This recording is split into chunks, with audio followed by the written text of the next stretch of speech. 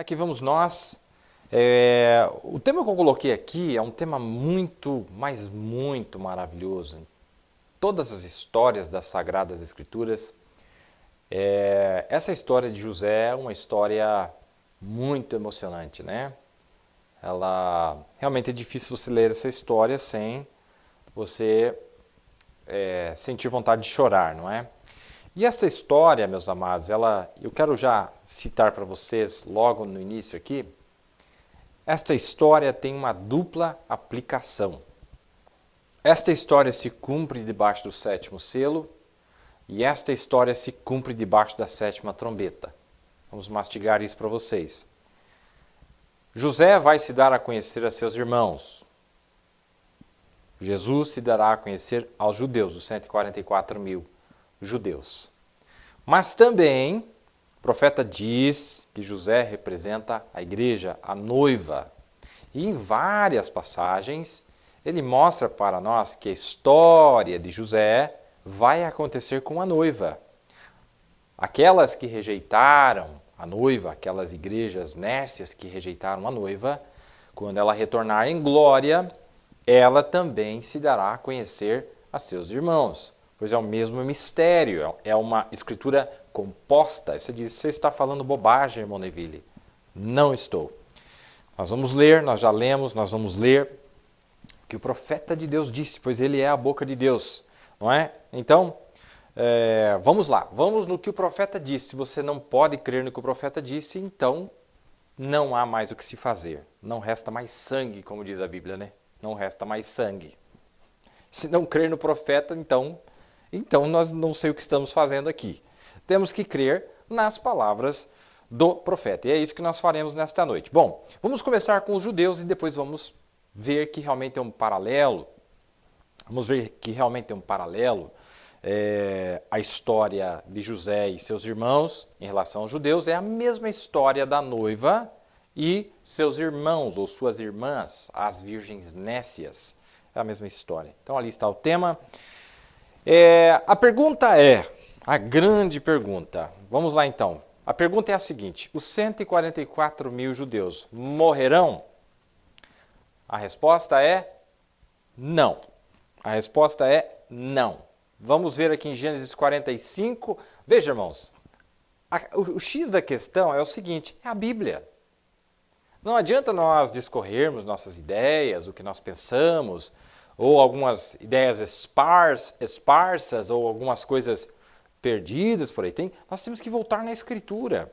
Vamos ver o que a Escritura diz. Aqui é a história do próprio José, literal José, que é um tipo do que vai acontecer com Jesus e os 144 mil judeus. Veja aqui, em Gênesis 45, quando ele finalmente se dá a conhecer a seus irmãos ali, nos primeiros versos do capítulo 45, ele disse: disse José a seus irmãos, peço-vos, chegai-vos a mim. E chegaram-se. Então disse ele: eu sou José, vosso irmão, a quem vendestes para o Egito. Agora, pois, não vos entristeçais, nem vos pese aos vossos olhos, por me haverdes vendido para cá. Porque para a conservação da vida, Deus me enviou diante da vossa face. Porque já houve 2 anos de fome no meio da terra, e ainda restam 5 anos que não haverá lavoura nem cega. Pelo que Deus me enviou diante da vossa face para conservar vossa sucessão na terra e para guardar-vos em vida, por um grande livramento.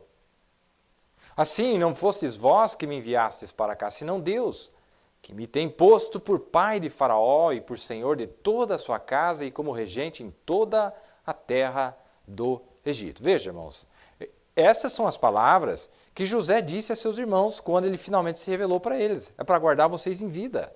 Tudo o que aconteceu, vocês terem me traído, vocês terem me perseguido, vocês terem me odiado, era para justamente conservar vocês em vida, porque eu viria para cá, eu acumularia alimentos, e não só a vida de vocês, mas a vida dos gentios também, como a salvação dos 144 mil também será a causa, ou estará acontecendo juntamente com a salvação das nações que entrarão no milênio, gentios que entrarão no milênio, conservação de vida, preservação da semente, através de tudo que fizeram com ele. Ele veio para salvar vidas, não é? Então, o profeta menciona isso na mensagem A Festa das Trombetas. Então agora eu peguei Bíblia, este verso aqui, esses versos no capítulo 45, vamos para as palavras do profeta. Vamos ver o que o profeta diz. E aqui nós encontramos os judeus debaixo de perseguição. Não sabem onde se param agora, mas eles estão retornando. E quando eles virem a expiação aparecer, a Bíblia diz que quando viram ela, disse que se separariam uma casa da outra e chorariam por dias, como uma família que perdeu seu único filho. Onde recebestes estas feridas? E ele responde, na casa de meus amigos, está vendo? Lembre-se, a noiva já está no céu, a esposa de José estava no palácio, e José despediu tudo ao redor dele e ele se fez conhecido a seus irmãos.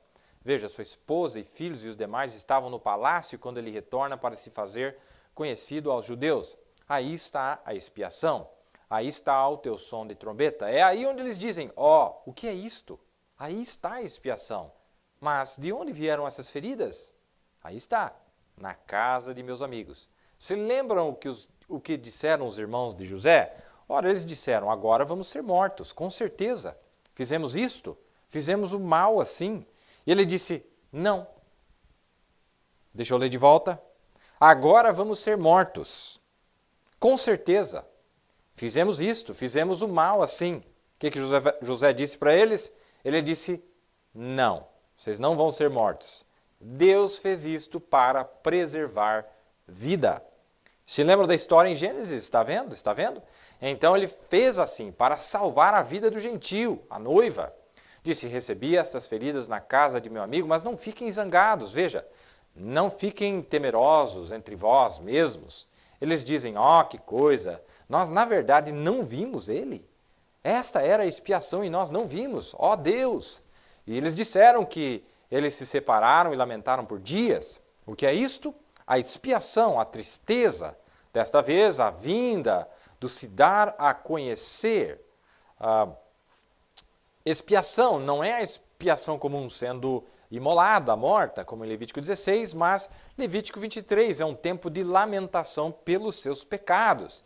E seus pecados eram que eles a tinham rejeitado.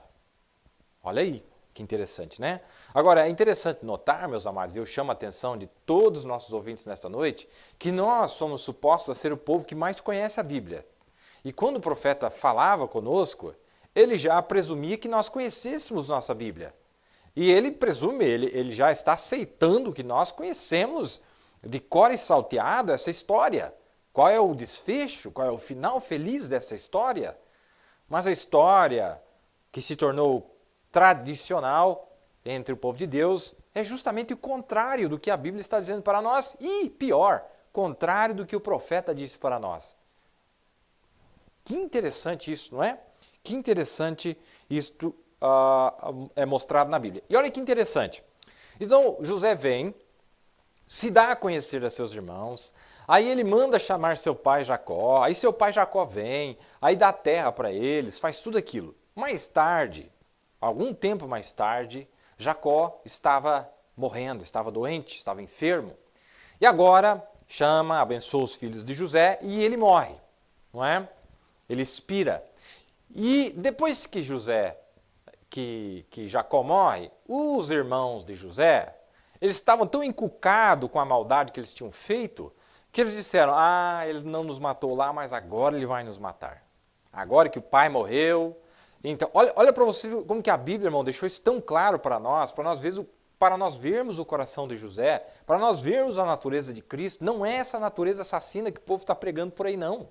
Não é. É incorreto. É incompatível com a natureza de Cristo.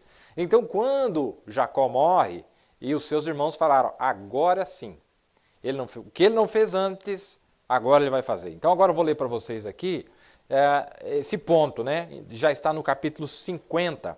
Diz assim, vendo então os irmãos de José que o seu pai já estava morto, disseram, porventura nos aborrecerá José e nos pagará certamente todo o mal que lhe fizemos.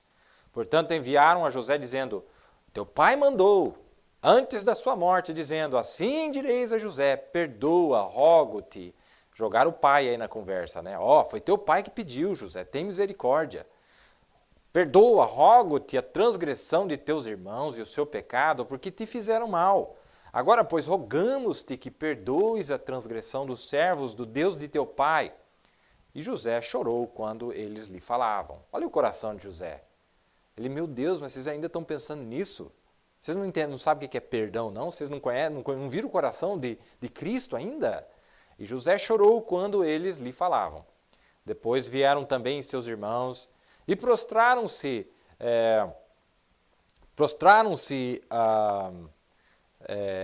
diante dele. Então mandaram primeiro os mensageiros ali para falar isso, depois eles mesmos vieram, né? Depois vieram também seus irmãos e prostraram-se diante dele e disseram, eis-nos aqui por teus servos. E José lhes disse, não temais, porque porventura estou eu em lugar de Deus? Vós bem intentastes mal contra mim, porém Deus o tornou em bem para fazer, como se vê nesse dia, para conservar em vida a um povo grande. Agora, pois, não temais, eu vos sustentarei, a vós e a vossos meninos. Assim os consolou e falou segundo o coração deles. Está vendo aí? Duas vezes. Quando o papai morreu, eles pensaram, agora José vai mostrar sua verdadeira cor, né? As suas cores. Esse não era José, esse não era seu coração, não é? Então, e o profeta repete isso no livro das Eras, já lemos aqui, mas eu estou repetindo porque tem gente nova acompanhando aí. Tem gente nova, nós já estamos no 3º ano falando dessas coisas. Vamos lá então. Aqui ele está relatando o que vai acontecer quando ele estiver se dando a conhecer a seus irmãos, não é? Mas enquanto eles vêm contra a cidade para destruí-la, né? Aparecerá nos céus o sinal da vinda do Filho do Homem com seus poderosos exércitos para destruir aqueles que andam destruindo a terra. Com o inimigo desbaratado, Jesus então vem e apresenta-se aos 144.000. Tendo visto seus poderosos atos de salvação, eles chegaram a conhecer seu poder, mas também ao verem suas feridas e saberem que eles o tinham rejeitado até aquele momento, os faz chorar na agonia do terror e temor, assim como fizeram seus irmãos de outrora quando estavam diante de José, tendo forte medo de que fossem mortos. Mas, como José também disse, não fiquem zangados com vós mesmos, está tudo bem, Deus estava em tudo isto, ele fez isto para conservar a vida. Da mesma forma, Jesus expressará paz e amor a eles. Não tem morte para eles, meus queridos. Não tem, isso é simplesmente uma tradição que existe na mensagem. Não tem morte, não tem nenhum lugar o profeta falando que os 144.000 vão morrer. Isso é uma tradição que foi criada na mensagem. Existe sim judeus que vão morrer, mas são aqueles que vão recusar receber o selo de Deus quando isso for apresentado para eles. Mas não tem nada a ver com esses 12.000 predestinados de cada uma das 12 tribos de Israel, que representam Benjamim, os 144.000 judeus. Não existe, meus amigos. Eu nunca encontrei na mensagem onde ele disse que eles vão morrer. Não tem. Simplesmente não tem.